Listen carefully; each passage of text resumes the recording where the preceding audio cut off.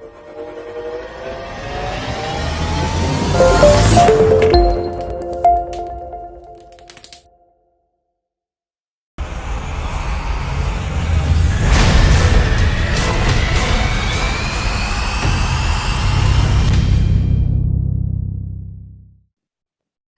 saya Ya, silakan Bu Legawati. Silakan kita berbagi testimoni dong untuk peserta baru kita, termasuk Pak Wayan, Bu Lili.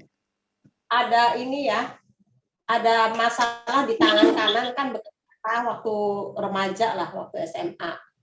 Nah, sampai sekarang emang posisinya nggak benar. Nah, kemarin waktu meditasi itu, waktu pertama kita meditasi, ke satu, kedua itu sesi satu, pas kerasa tuh pas selalu sesi 2, aduh sakit setengah mati sini. Tapi saya tahan terus. Saya pikir kan ingat omongan Pak Riki ya. Itu kan sedang mendobrak sel-sel yang mungkin tersumbat apa gimana gitu. Sel-sel tersumbat yang atau terputus. Iya. Saya tuh benar-benar sakit sekali itu padahal, tapi tetap. Nah, terakhir kan yang kedua itu di pelatihan kedua, terus kan saya minta tolong Pak Riki kan, terapi. Dan saya nggak tahu, ternyata gerak sendiri gitu. Nah dari situ sampai sekarang latihan udah nggak sakit. Udah nggak sakit. Mantap. Ya Bu ya, mantap.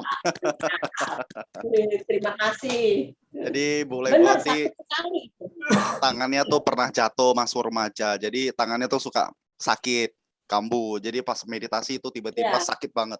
Tapi nggak lama waktu dia masuk sesi 2 itu malah hilang. Sampai sekarang udah nggak terasa. Udah nggak terasa. Jadi akhirnya dari Ibu sudah melakukan testimoni, ini anaknya ikut. Iya. Nah ini kemarin kan baru ikut. Baru ikut kemarin. Baru kemarin. Nah tadi pagi itu dia nih biasanya latihannya nih latihan berat sebenarnya. Seorang MMA ya. Nggak mau bangun, biasa pagi udah bangun dia, nggak bangun. Ternyata seperti rasanya tuh seperti orang capeknya latihan 3 hari, kata dia bilang. Jadi Pak Andi ini anaknya Bu Legawati seorang atlet MMA profesional. Jadi waktu melakukan pelatihan badannya sakit semua, satu badan. Bangun tuh kayak remuk katanya.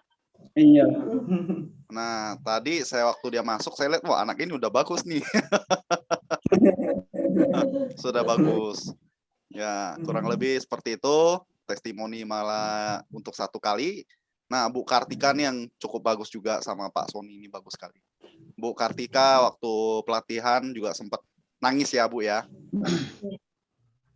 Boleh sharing dong Bu?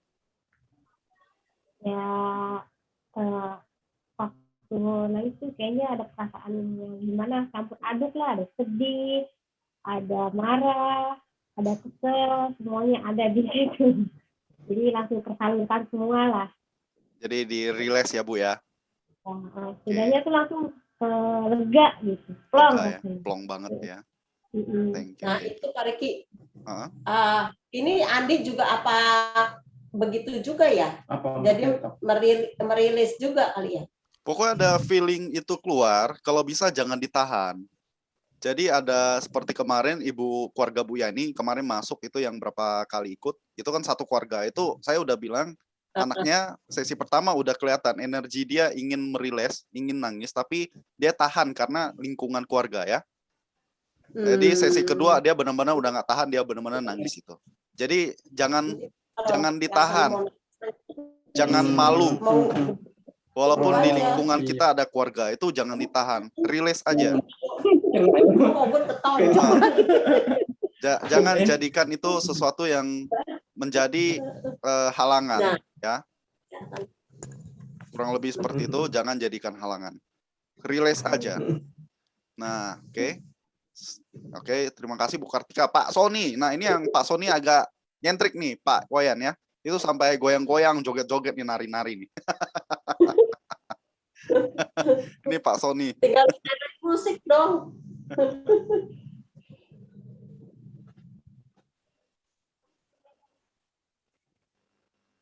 Sharing dikit dong Pak Sony buat Pak Wayan, peserta baru kita ini soalnya. Sharing gimana? Rasanya gimana kok bisa Ya, goyang-goyang? ikutin aja, pingin apa ya udah diikutin aja. Cuman kan Jadi, kadang kalau gerak gitu kan konsentrasi kadang-kadang apa agak terpecah gitu ya. mm-mm. Nah, Terpecah itu kalau aku sih langsung tak genjot dengan napas itu tadi. Kadang kalau udah masuk gitu kan napas itu kan nggak perlu harus apa tarik sedikit terus dikeluarin agak panjang. Kadang udah masuk itu napas itu kayak nggak kerasa gitu loh. enak aja ya. Napas udah nggak tahu lah. Jadi Pada waktu saat kita udah gerak itu betul. konsentrasi itu apa? Ketika gerakan ini semakin apa kerasa keras gitu Om ya, itu kadang-kadang konsentrasi agak biar dikit. Nah itu cara aku sih cuman kembali ke olah napasnya itu. Ya, harus konsentrasi. Jadi Memang gitu ya. jadi begini Pak Wayan. Jadi kalau tubuh kita terasa sakit, ya, pertama, kedua, di luar tubuh kita seperti ada suara, ada ketokan, kayak ada orang, itu abaikan semua, termasuk manifestasi. Manifestasi itu sering terjadi Pak Wayan, waktu kita tutup mata. Tapi waktu sesuatu itu muncul, justru kita harus semakin pacu napas. Semakin pacu napas temponya dipercepat, itu akan hilang secara cepat. Malah menjadi sebuah pintu di mana kita akan semakin naik. Ibarat kalau bilang level, kita sudah menempuh jalur yang semakin maju. Seperti itu Pak Wayan. Nah, termasuk sebelumnya thank you Pak Sony. Bang Deddy Setiawan.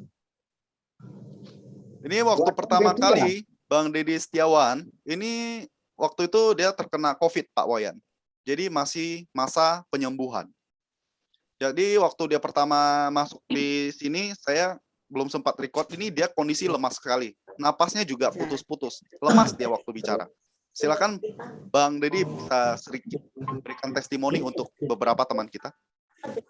Ya, jadi waktu gabung itu mungkin baru 7 atau 5 hari ya. 5 hari kepulangan dari rumah sakit. Kebetulan saya dirawat sekitar 10 hari lah. Nah, waktu pertama memang masih sesak ya. Sesak, jadi latihan pun nggak konsen. Nggak konsen, tapi kan sampai yang kedua itu baru terasa napas sudah enak. Sebelumnya itu kan walaupun sudah tuntas dari rumah sakit, itu masih terasa sesak itu. Nah, jadi setelah ikut yang kedua, itu baru terasa saya lebih enak, jauh lebih enak. Terus belajar jalan, karena hampir 20 hari ya sebelumnya dan sesudahnya di rumah sakit kan berbaring terus. Jadi seperti itu. Jadi signifikan lah progres ke tubuh itu. Itu Bang Riki. Betul. Dan sebelumnya juga Bang Deddy Setiawan ini, dia itu harus di ruangan ber-AC, Pak. Jadi kalau dia bernapas itu agak susah kalau di luar AC. Jadi Ya, waktu betul. dia sudah melakukan pelatihan, dia cukup takjub. Waktu dia di luar ruangan ber-AC, dia bisa bertahan agak lama, Pak. Napasnya masih enteng aja, Pak. Ya. Ini tidak ada rekayasa ya. Ini nanti saya masukin ke YouTube. Ya. Ya, terima kasih ya. Ya, Bang. Oke. Thank you.